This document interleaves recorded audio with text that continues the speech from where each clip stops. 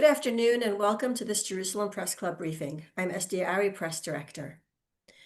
Over the course of Operation Rising Lion, which began almost 2 weeks ago, Iran fired about 550 missiles and over 1,000 UAVs at Israel. 28 Israelis were killed in the home front and more than 1,470 injured. More than 15,000 Israelis were displaced from their homes due to damage or destruction from the missiles. At the same time, Israel and then the United States inflicted severe damage, the extent of which is under debate, to the Iranian nuclear project and many other targets in Iran, including having aerial supremacy there. 2 days ago, President Trump announced a ceasefire between Iran and Israel, which appears to be holding after initial violations. The president has said that he hopes a full deal can be reached soon. At the same time, events in Gaza continue and 50 hostages are still being held by Hamas there. So there's a lot going on. And to help us make sense of everything that has happened in recent days, we're joined today by Major General in Reserves Yaakov Amidror, former National Security Advisor, former head of the Research Department at the IDF's Military Intelligence Directorate, and former Military Secretary for the Defense Minister. General Amidror is currently a Senior Fellow at the Jewish Institute for National Security of America, JINSA. Thank you, General, so much for joining us today. Good afternoon from Israel. In America, it's still early in the morning. Yes. I want to begin with, in a way, to summarize the big operation in Iran, which was part of the war that Israel is in since the 7th of October. First of all, the question is, why now? What happened? And the answer has two different perspectives. One is the war itself. What was changed during the war is something which is very significant from the Israeli point of view, is the understanding that it is now Israel vis-a-vis Iran. The whole system which was built by the Iranians during the years, what we called Ring of Fire, and the meaning of it was that Israel, by fighting the Iranians, have to take into consideration that we have to fight both Hezbollah, Hamas, the militias in Syria and in Iraq, and so on and so forth. So it was clear for us before the war that we cannot fight one front in Iran, but we have to face and to prepare ourselves to multi-front war, because all the proxies which had been coordinated by the Iranians, some of them built by the Iranians, like Hezbollah, will join. And the war changed it completely.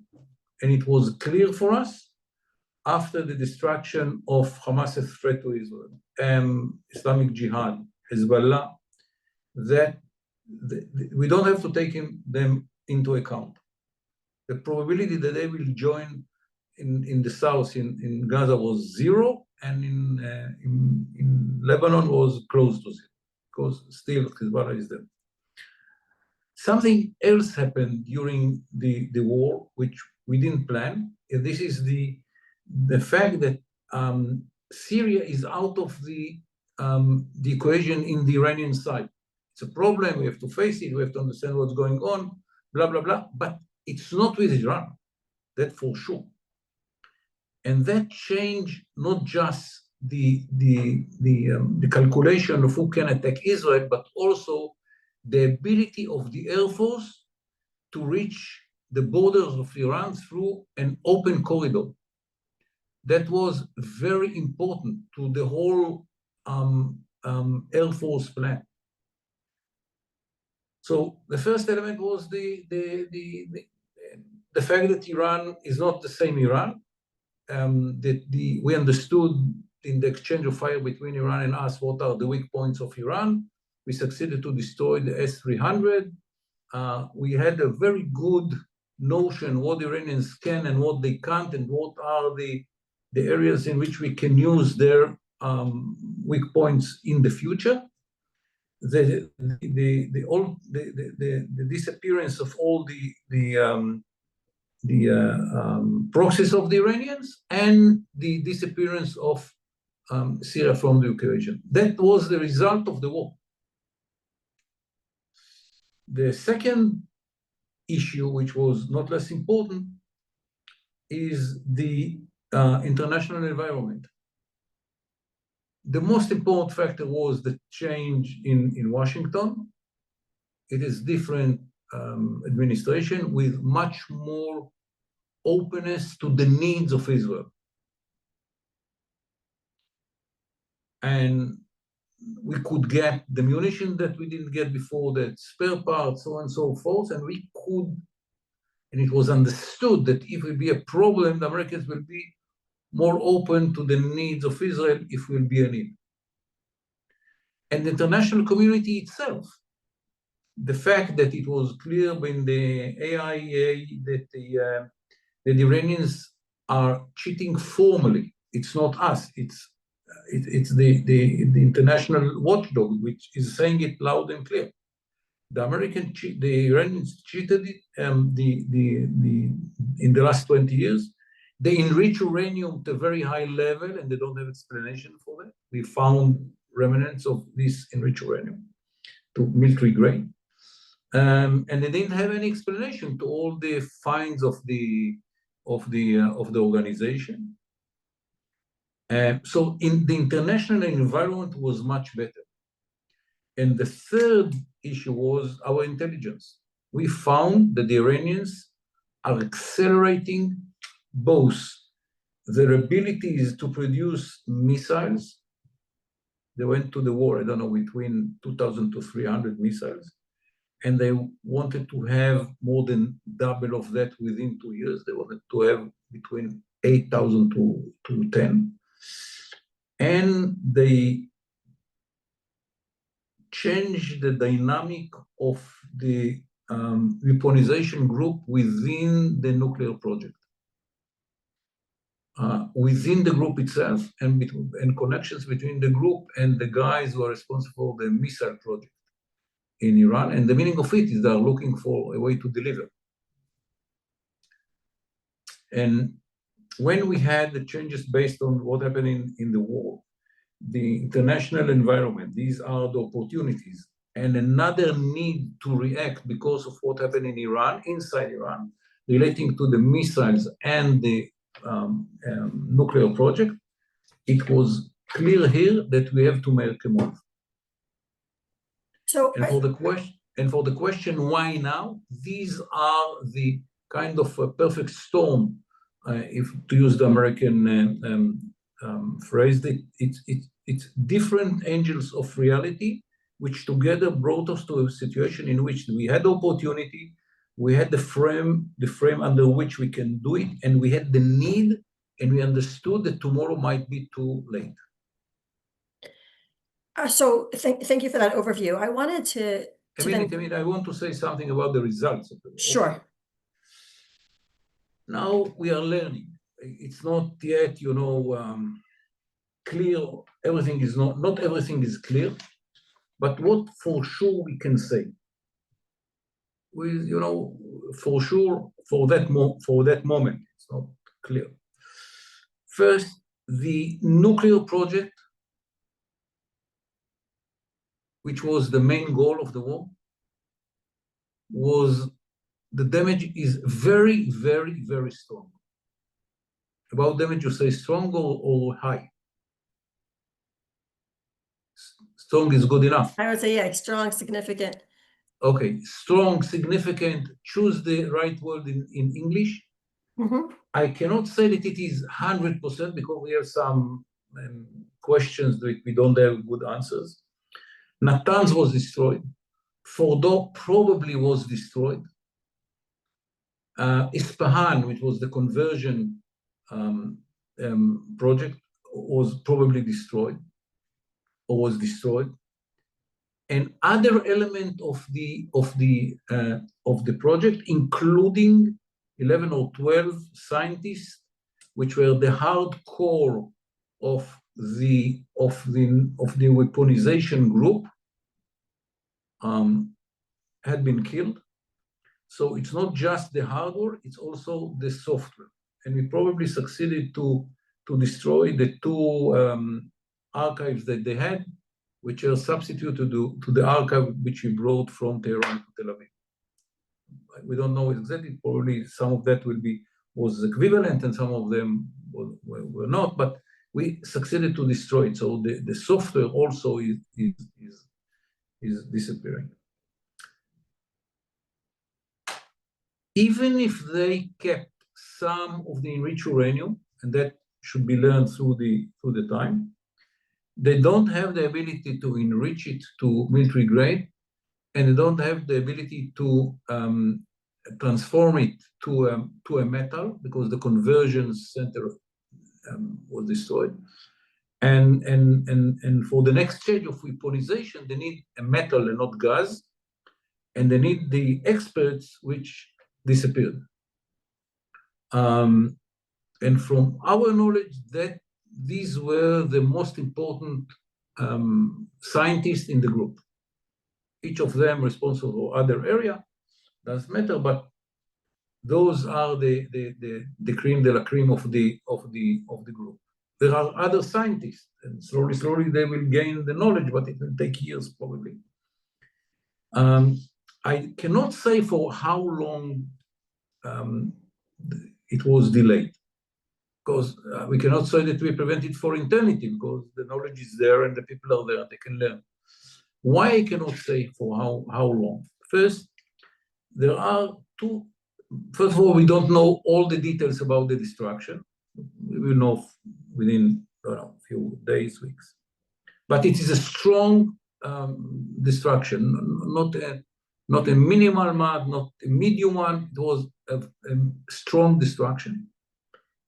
And there are two issues that I cannot calculate. One is the decision-making process. Iranians, after losing the project, after investment of I don't know how many billions dollars, and what happened to Iran? I mean, the destruction in Iran, and the determination of Israel, and the additional determination of the Americans on top of the Israelis. How decision makers will take it and what decision they will make. Will they make a decision tomorrow morning to resume it? I have many doubts about it. Many doubts. And second is what Israel and America will do. Okay, they decide and they begin tomorrow morning, and in 6 months from now, we will have the good intelligence saying the Iranians here and there are doing that and that. What we will do? So because I cannot take into account both the decision-making process and what will be the reaction of Israel and America, I cannot say for the delay is for X years, but it is not few months, that's for sure. This is nonsense, which was published by the CNN and the New York Times, not in the first time, not connected totally to reality on the ground, leave alone the decision process and the reaction of Israel. Just the destruction on the ground cannot be fixed in few months. How many years? I don't know. Few. I don't know how many. Without it can't both the reaction of Israel and America and the decision-making of the Iranians. We probably succeeded. This is the first goal. The second one was the destruction of as many as possible from the ability of the Iranians to produce missiles. First of all, they have missiles. Out of the 2,000, they probably have half of what they had. They lost probably half of their launchers. So they can tomorrow launch missiles into Israel. But they cannot produce new ones, not launchers and not missiles. That was taken by our destruction of the production system in Iran. Again, it's not something that can be fixed within days or weeks or months. How many years? We have to calculate it. Depends very much what help they will get from the outside. Who will be ready to sell them? Who will be ready to sell them and when? and how long it will take them to install it. And again, what will be our reaction? Here, the Americans are not involved. It's missiles, and the Americans are not involved.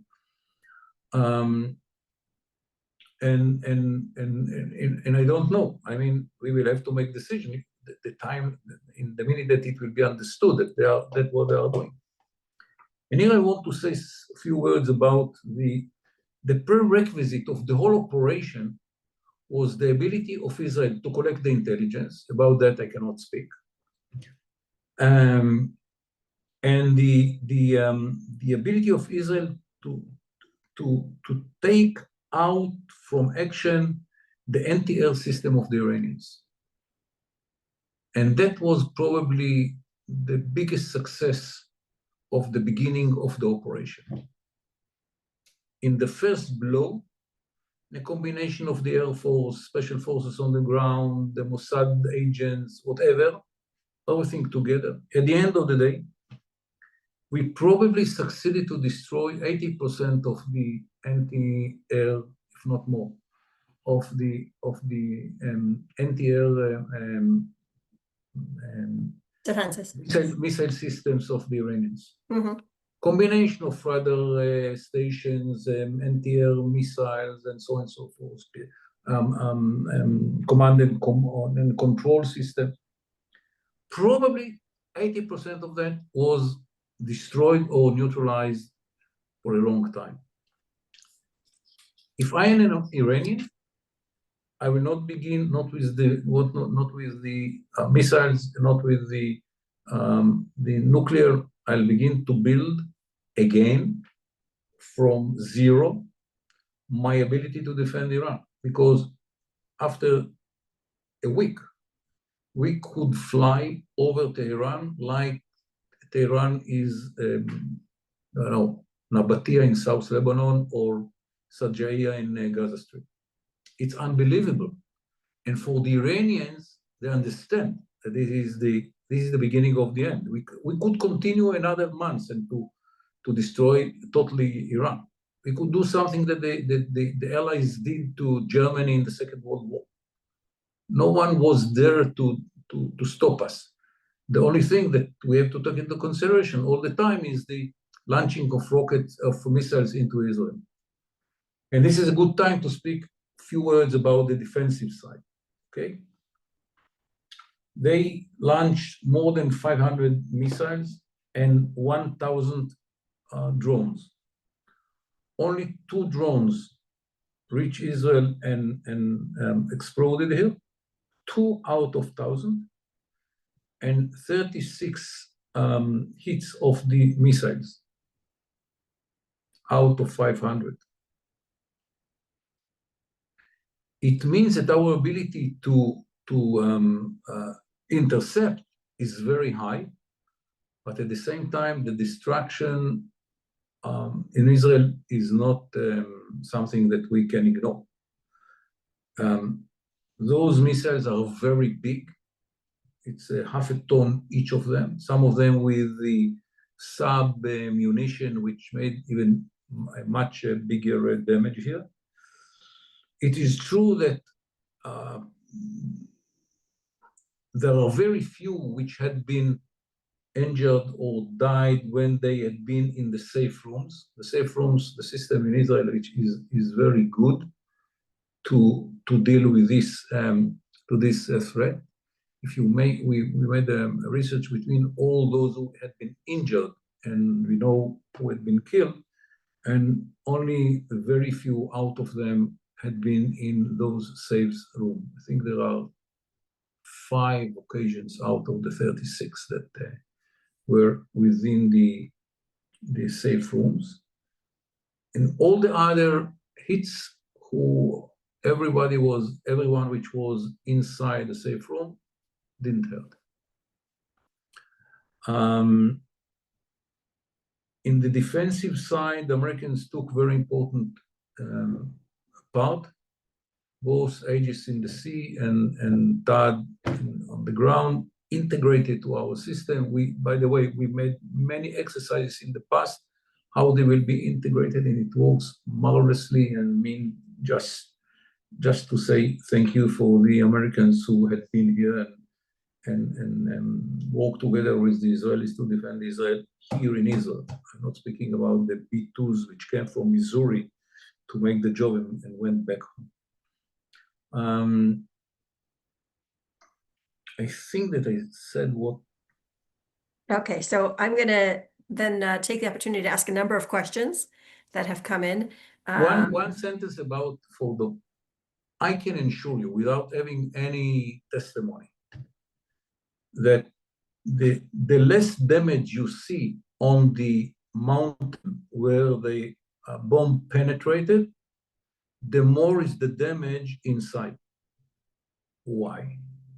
Because if they succeeded to achieve what they had in mind, that one is going down at the same point that the first one went, and they're coming one after another in kind of a tandem explosion, the chance that something will remain under that is very, very, very low.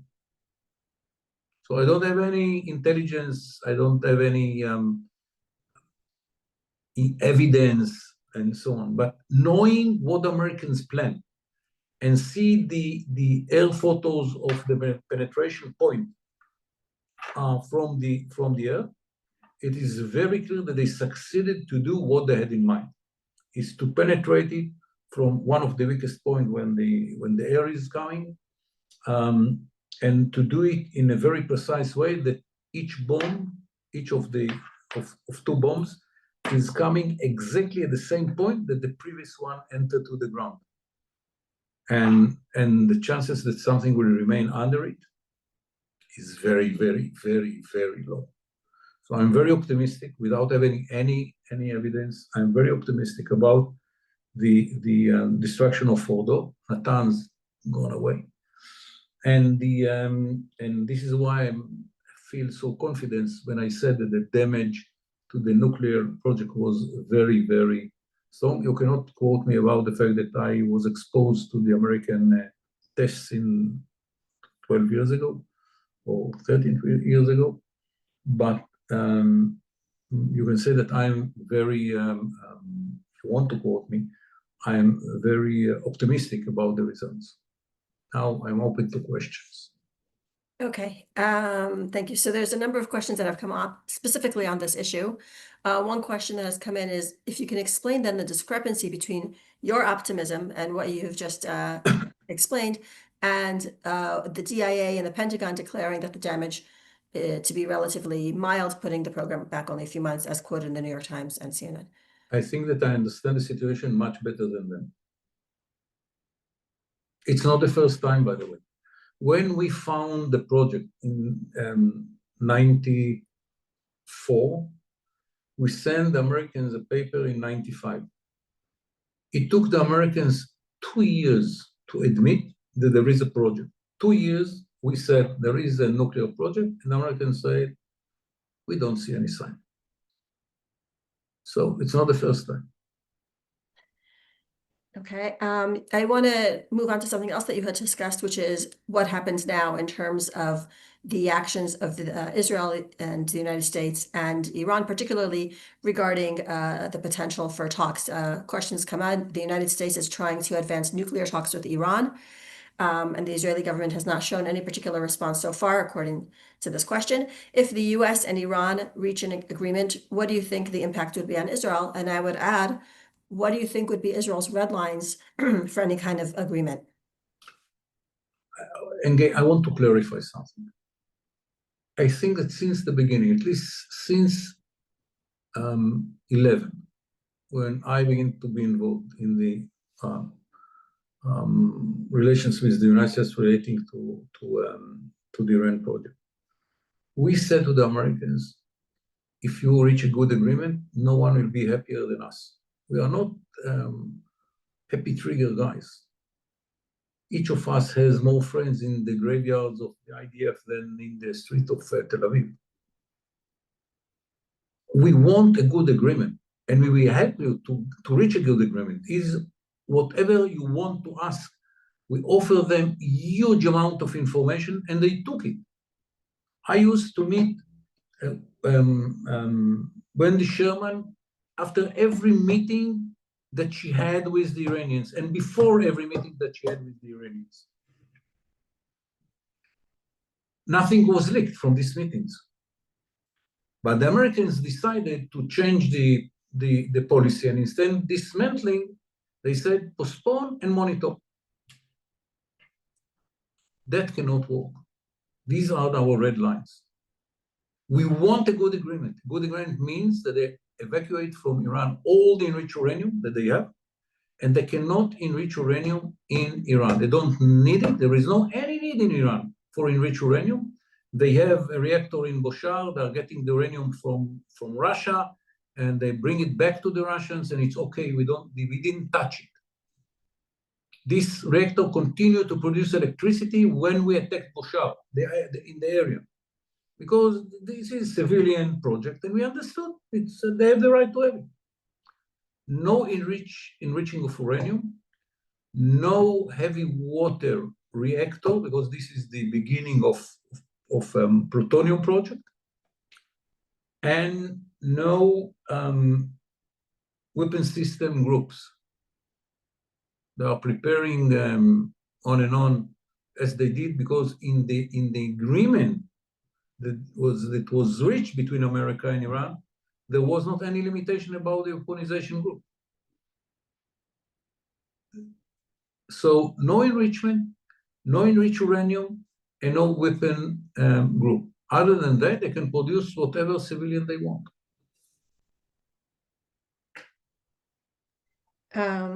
Okay, another question that has come in more specifically about the campaign that just took place. He says, you clearly and correctly pointed out that the nuclear program was at the core of Israel's attack.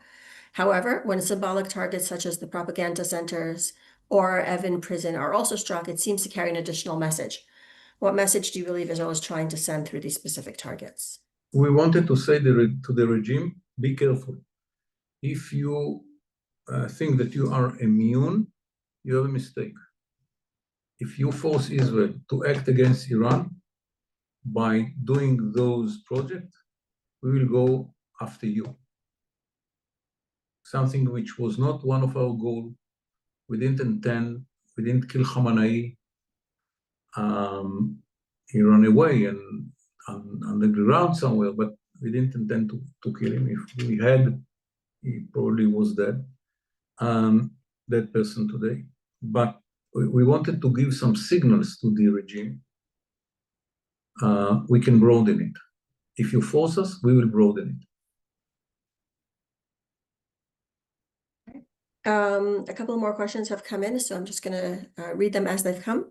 After President Trump has welcomed the sale of Iranian oil to China, what would block Iran from bartering oil for air defense batteries? If they have no money, they still, have oil to barter. I didn't understand what the president said. I have to see the text. If he took out the sanctions, it's one issue. If he didn't, it's another one. I don't know what he had in mind, because I didn't read the exact text of what he said, so I cannot react to that. From our point of view, it will be a big mistake to let the Iranians to have the money from the oil export, because that will be used not to rehabilitate the state, but to rehabilitate the military project.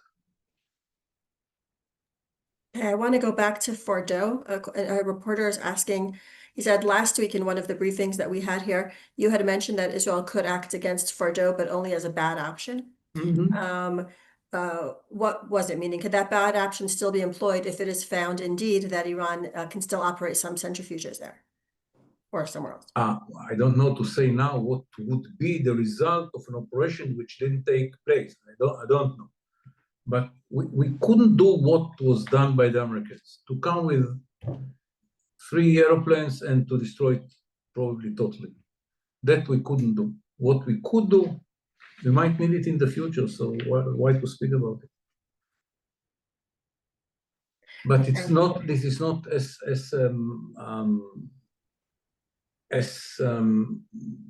good as what the Americans did.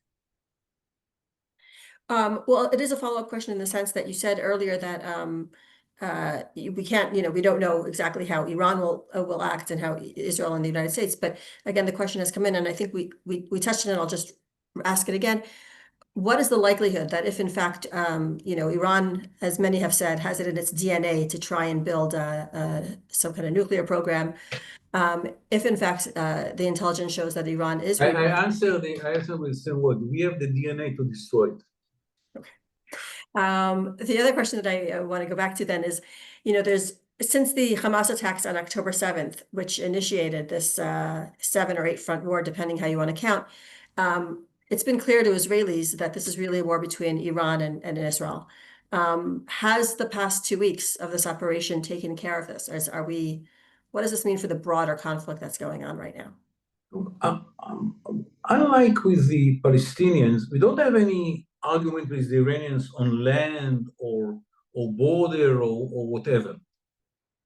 The Iranians are living in Iran, we are living here, it's more than 1,200 kilometers away. I mean, we don't share any contrast interest.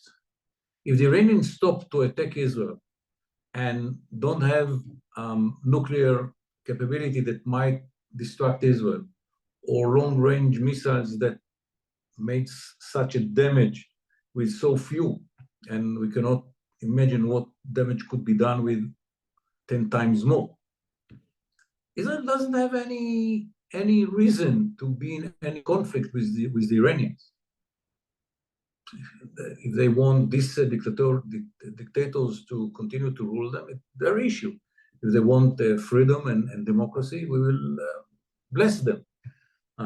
They want their formal relations with Israel, we will be happy. We will travel to Tehran. It's a nice place. But if they don't want, it's okay. We will learn to live without it. But for us, something is very crucial. And after the lessons of the 7th of October, it is very clear for us. We will not let countries like Iran and organizations like Hezbollah and Hamas to build capabilities that might distract Israel. It will not happen again. We learned the lesson. We made a huge mistake by letting them to build the beast grow to the level in which it was something which was almost impossible for us to defend ourselves. It is not going to happen again. How to do it and how to be part of the world without going every second day to war, but at the same time not to let them to build these capabilities is a good question. I don't have a clear answer, but for us, it's a question of existence. As a little state, we not let, not countries and not organizations, to build capabilities that might destroy Israel. And for sure, not countries or organizations which are saying loud and clear, our goal is to destroy Israel. There was a clock in Tehran counting the days to the end of Israel. So that will not happen again. And how to build a new national security approach and doctrine and capabilities and so on and so forth, how much money should be allocated in those new circumstances to the military and so on. We will have to decide after the war. But the lesson is very clear.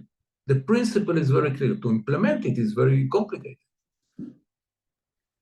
Indeed, thank you. And taking that just a moment further, we know that Iran has, of course, not held itself only to the proxies on Israel's borders, but also terrorist attacks in places as far as Argentina, other places like that. Is that something that Israel is concerned about right now as well? Yes, we are. We know that they try to accelerate around the world operations that were in undercover. We have very good contact with many countries. Some of them are not voting for Israel in the United Nations.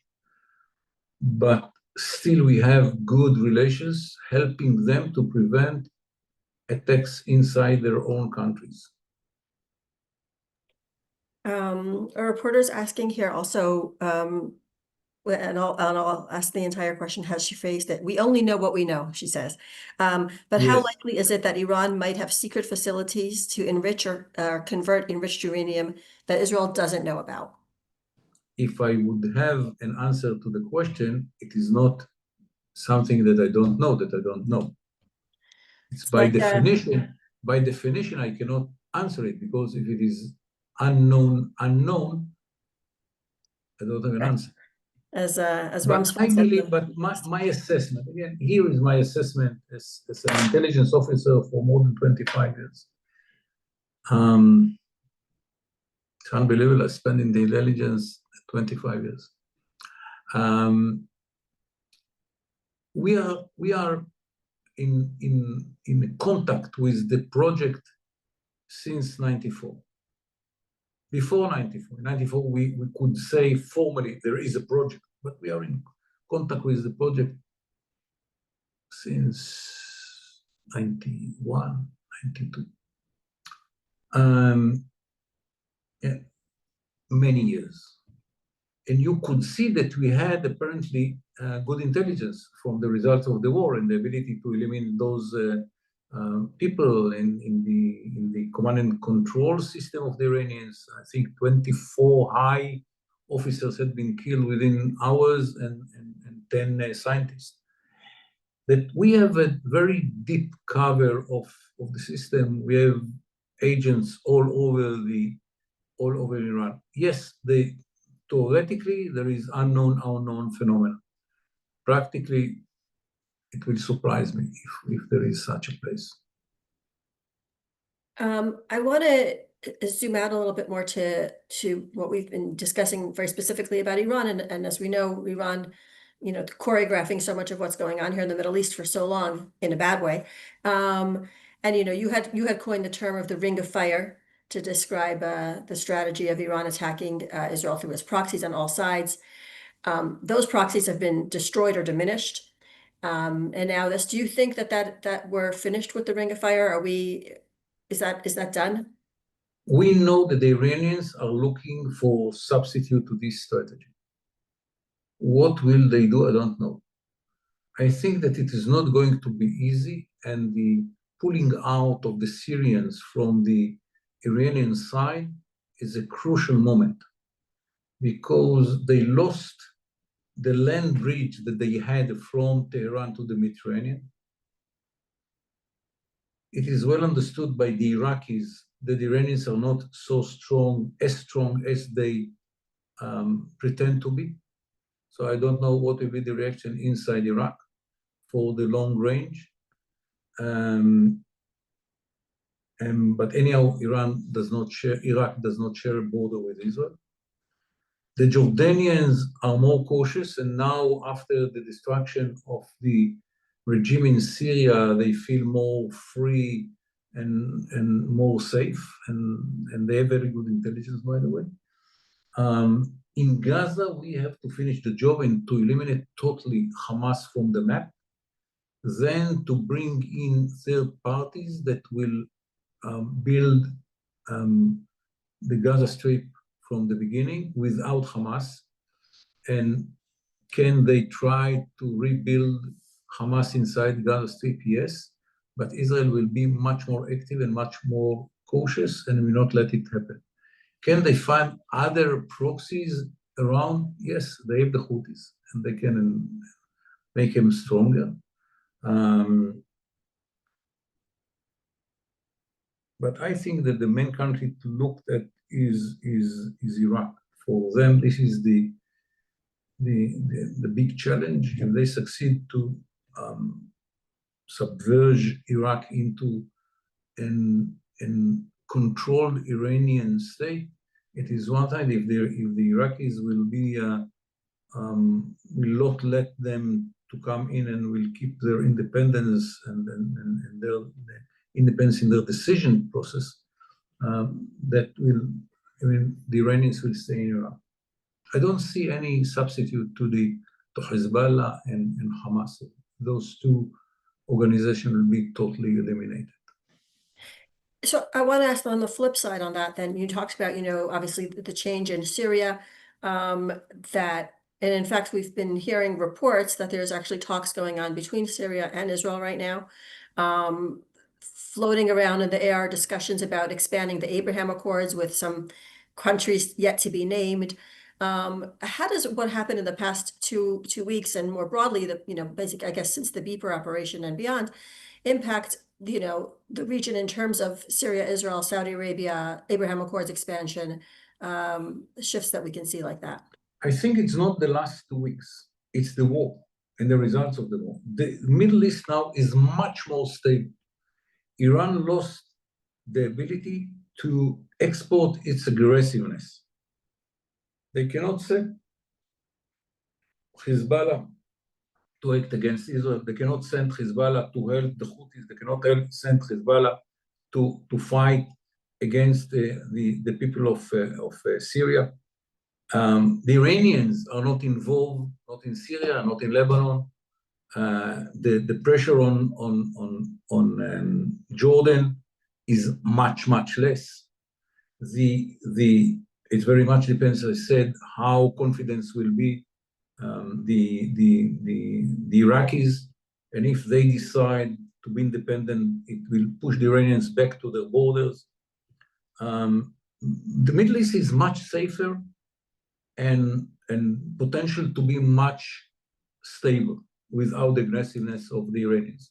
Look what they did to Lebanon, what did they do to Syria, how much they are involved in Iraq and trying to make Iraq this stable. So the Middle East is a new area. People, leaders don't understand it yet, what is the consequences of that. It very much depends how the Americans will be ready to invest, because they are the umbrella under which many things can be changed. I see a huge potential if we will find that the new ruler of Damascus is the one which tried to get out from the school that he came from, the Al-Qaeda school, and is really ready to build a modern Syria with the dictatorship of it's not our business, but a modern one. And I'm using it modern with the terms that the Russians are using, modernity versus extremism and religious extremism.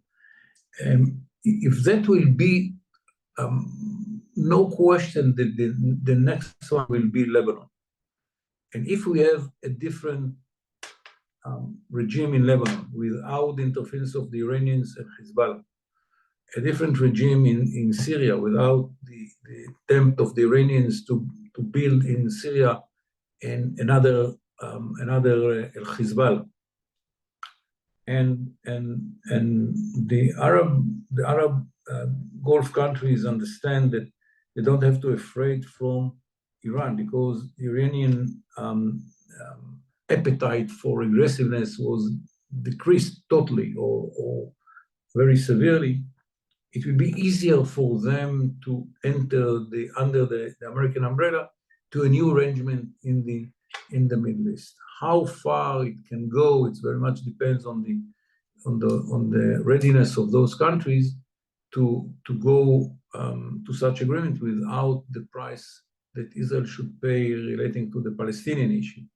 How much Israel will be ready to pay relating to the Palestinian issue is not known yet, because we don't understand yet all the consequences of this war, and what can be achieved and what cannot be achieved. And by the way, it might change the appetite of the Palestinians to go with this radicalism, because they see what payment the brothers and sisters are paying in Gaza. So maybe it would be a good lesson for them in other places not to go towards the extremism. So it's too early to judge, but the potential is huge.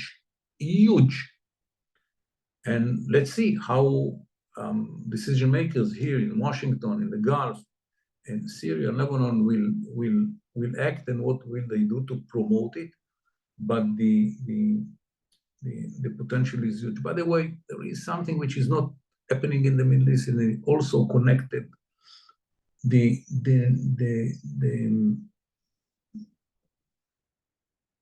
Indian desire to be more involved in the Middle East. and to bypass Pakistan and to ignore Turkey, which is the new power which tried to destabilize the Middle East. All of that, how it will be connected at the end, again, it's too early to judge, but the potential is huge. Look at the Moody's visit in Cyprus. Right. It is more to signal to the Turks, don't cooperate too much with the Pakistanis. But from our point of view and the Arab point of view, the Arab countries' point of view, it's a new connection that if it be used smartly, can change the whole structure of the economy of the Middle East. Think about a pipeline of oil going from Saudi Arabia to Israel, to Haifa and to Europe, bypassing the Hormuz Strait, and don't need to go through the water, which might be problematic from the Iranian point of view. Something totally different. The world should find a solution to the threat of the Houthis, which is very bad for Egypt. For us, it's a minor issue, but for Egypt, it's huge, and should be a substitute to a solution to that. Because Egypt is a very important element in the new Middle East, which might be much more stable. Okay, I was going to ask you about the Houthis, which you have just addressed. So on that note, we are going to wrap it up here. I know it's been a very, very long week for everybody. You know, the memes around here are saying what a long year this week has been. And in fact, that's how it feels. And so I'm going to thank you very much, General, for joining us this afternoon, evening. And I'd like to thank my colleagues, Jonathan Beck and Matthias Sackel, for facilitating the briefing as well. Thank you very much for having me. Thank you. Well, we look forward to our discussions again in the future, and I wish everyone a quiet evening and weekend. Have a good one.